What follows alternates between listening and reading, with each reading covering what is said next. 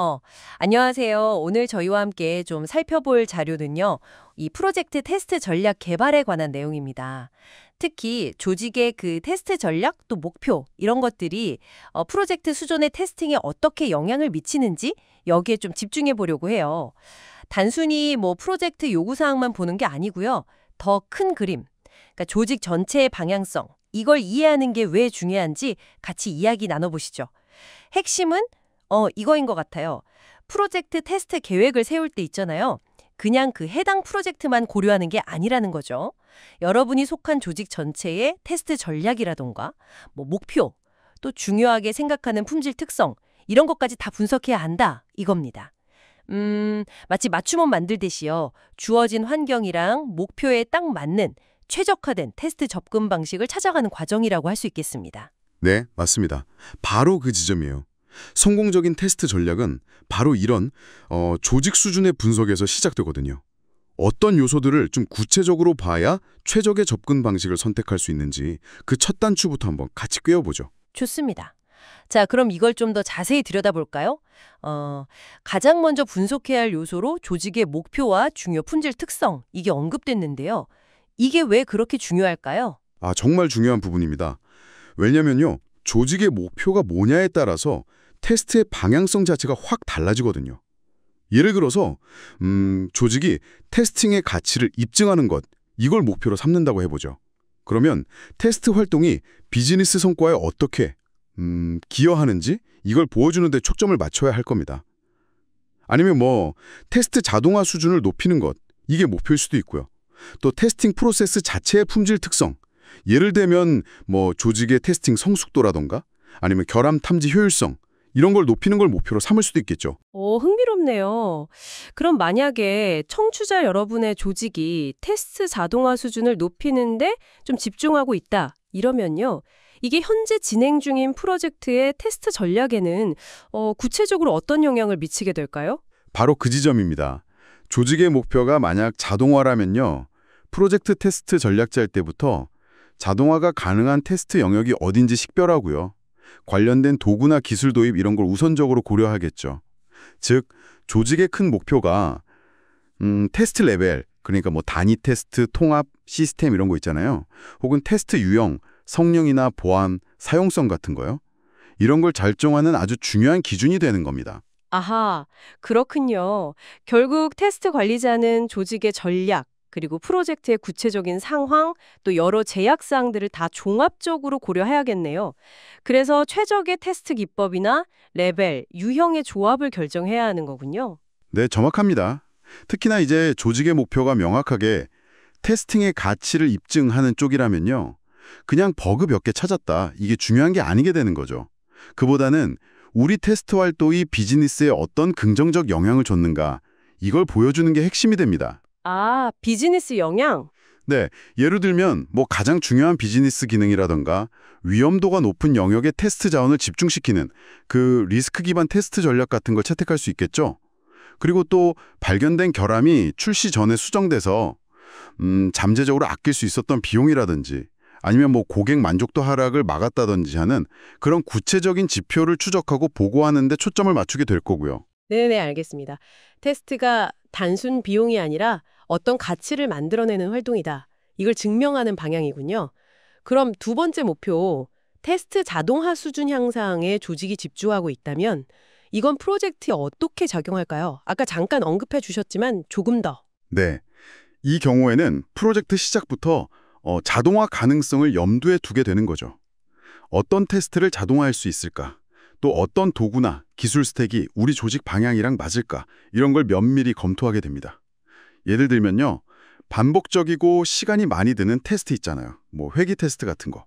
이런 영역은 자동화 우선순위가 당연히 높아지겠죠. 그렇죠. 여기서 또 중요한 점은 조직 목표가 그냥 자동화하자, 이게 아니라 어떤 테스트 레벨에서 자동화를 강화할 건지 좀 구체화될 수 있다는 점이에요. 예를 들어 코드 조각 검증하는 단위 테스트 자동화에 집중할 수도 있고요.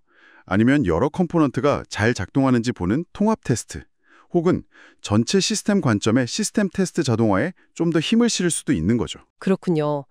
조직 목표가 되게 구체적인 테스트 레벨이나 자동화 범위까지 영향을 미치는 거네요. 근데 사실 현실적으로는요. 조직의 자동화 목표랑 당장 눈앞에 닥친 그 촉박한 프로젝트 마감일 사이에서 좀 갈등이 생길 수도 있을까요? 급할 때는 그냥 수동 테스트가 더 빠를 수도 있으니까요. 아, 물론입니다. 네. 바로 그 지점이 테스트 관리자의 어떤 전략적인 고민이 필요한 영역인 거죠. 조직의 장기적인 자동화 목표, 그리고 프로젝트의 단기적인 제약 조건, 그 사이에서 균형점을 잘 찾아야 합니다. 무조건 자동화를 막 밀어붙이는 게 아니고요. 프로젝트 상황이랑 조직 목표를 잘 고려해서 가장 효과적인 수동 테스트랑 자동 테스트 조합을 설계하는 것, 이게 중요합니다. 조합이 중요하군요.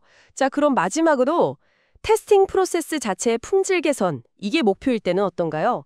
아까 뭐 테스팅 성숙도나 결함 탐지 효율성 같은 개념이 언급됐는데 조금만 더 쉽게 설명해 주실 수 있을까요? 네.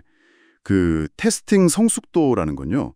조직의 테스트 프로세스가 얼마나 체계적이고 효과적으로 운영되는지 그 수준을 나타낸다고 보시면 돼요.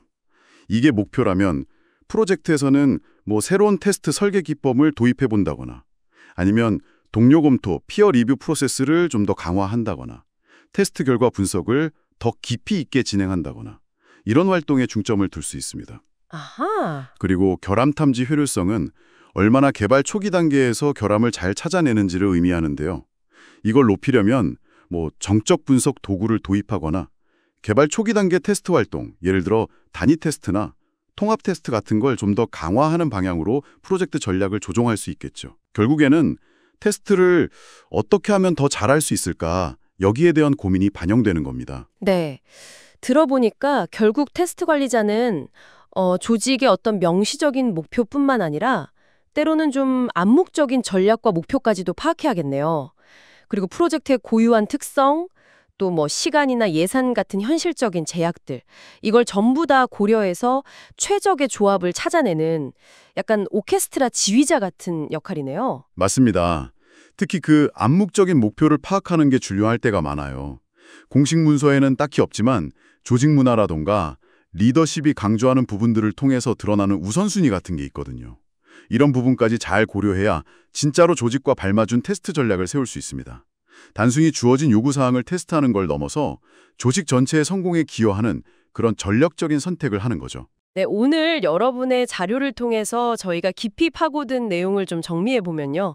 효과적인 프로젝트 테스트 전략이라는 건 그 프로젝트 담장 안에만 머물러서는 안 된다는 거.